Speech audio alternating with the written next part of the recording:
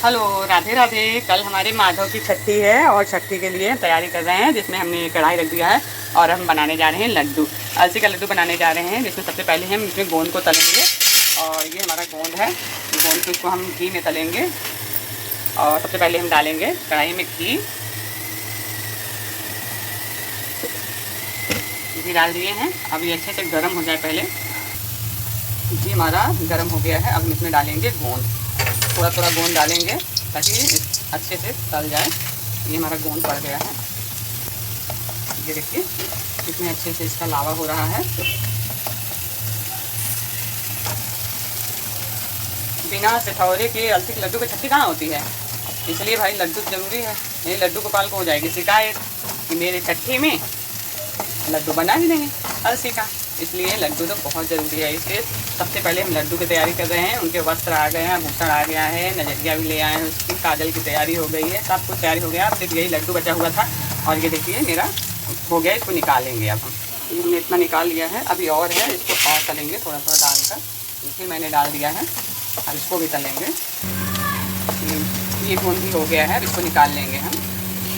गोंद हमारा पूरा फ्राई हो गया है ये। अब हम फ्राई करेंगे मखाने को फ्राई करने जा रहे हैं।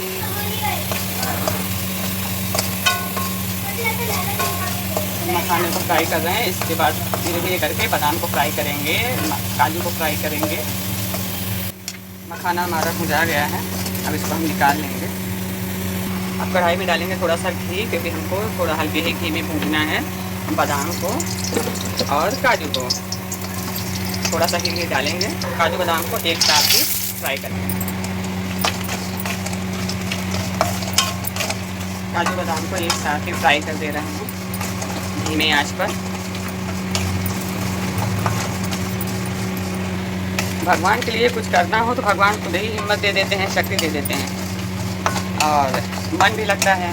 एक भावना होती है कि प्रभु के लिए कर रहे हैं, प्रभु को पसंद आ जाए, यही बहुत है।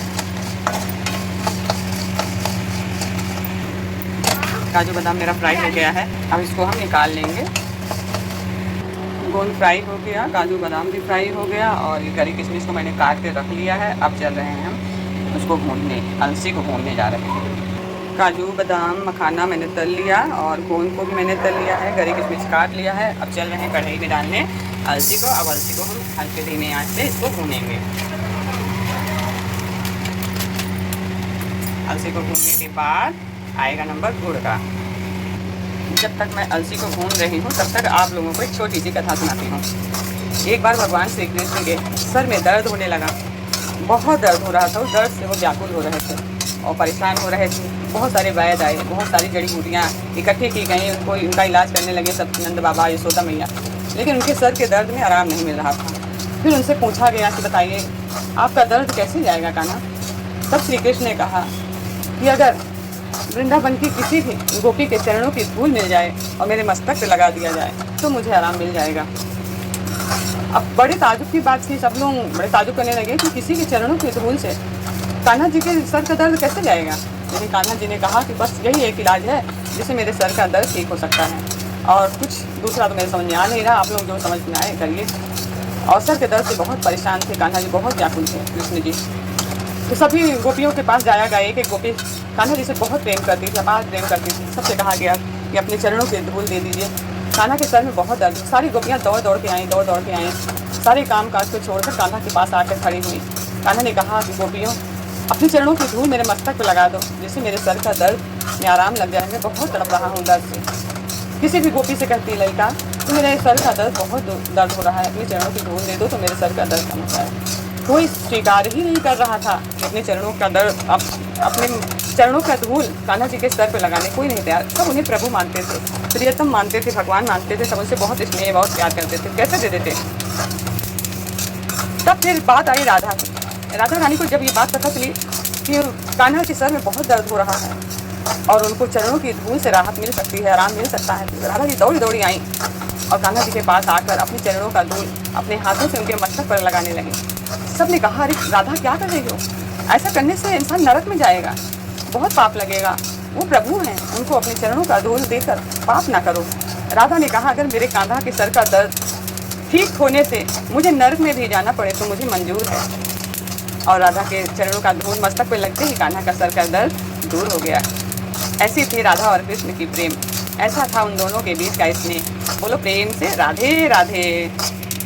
आपको कथा सुनाते सुनाते हमारी अलसी भी भुन गई है। अब इसको हम थोड़ा ठंडा होने के लिए रखेंगे। जब तक अलसी ठंडा हो रहा है तब तक मेवे को मैं थोड़ा सा दरदरा पीस लेती हूँ मिक्सी में।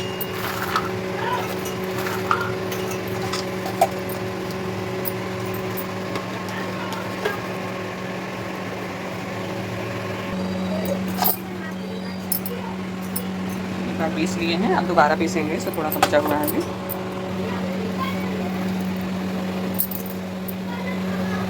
अब हम थोड़ा थोड़ा करके गोंद को पीसेंगे। गोंद भी अच्छे से ठंडा हो गया है तो गोंद पीसेंगे।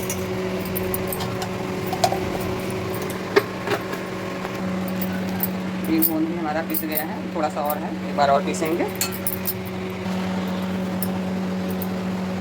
गोंद हमारा पूरा पीस गया। गोंद पिस गया। अब इसमें डाल देते हैं हरी और किशमिश जो हमने काट के रखा था। अब पीसेंगे हम अलसी को, इसमें अलसी पीसेंगे थोड़ा थोड़ा करके। हमारा अलसी भी पिस रहा है, अभी तक एक बार पीसे हैं, अभी और सारा है। अलसी हमारा पिस गया पूरा। अब इसको हम डाल देंगे इसी में। अब गुड़ का नंबर है, इसमें गुड़ डाला जाएगा। चलते हैं पहले गुड़ रेडी कर लेते हैं। अब गुड़ का नंबर है। अब इस गुड़ को हम चाकू से काट लेते हैं अच्छे से। इस तरह से काटेंगे, ऐसे ऐसे करके काट लेंगे, बहुत ही बढ़िया होता है। इसको मुझे तो पहले पता ही नहीं था कि गुड़ को चाकू से काटा भी जाता है। ये तो मेरे शादी के बाद मेरे ससुराल में मैंने देखा कि मेरे ससुर जी इस तरह से मुझे सिखा रहे थे कि गुड़ को कूटने से टुकड़े टुकड़े रहते हैं, गोले गोले रहते हैं, तो वो अच्छे से लड्डू बन नहीं पाता है और चाकू से काटने से बहुत ही अच्छा बन जाता है। इसलिए मैंने पहले इस गुड़ को अच्छे से काट लेती हूँ। ये हमारा गुड़ भी करके तैयार हो गया है। अब इसमें हम गुड़ मिला देंगे। अब नंबर आया घी का। गुड़ मिलाने के बाद घी का नंबर आता है। अब घी का नंबर आएगा, इसमें डालेंगे घी। घी मिला दिए हैं। अब इसको हम हाथों से अच्छे से मसल के लड्डू बनाएंगे। जब तक हाथ नहीं लगेगा तो लड्डू कैसे बनेगा। इस तरह से घी, गुड़ और सारे मेवे को अलसी को एक साथ मैश कर लेंगे, मिला देंगे इस तरह से दोनों हाथों से मैश करेंगे इसको मलकर, और अब बनेगा लड्डू। इस तरह से करके लड्डू बनाएंगे, छोटे छोटे लड्डू बनाएंगे अपने लड्डू गोपाल के लिए।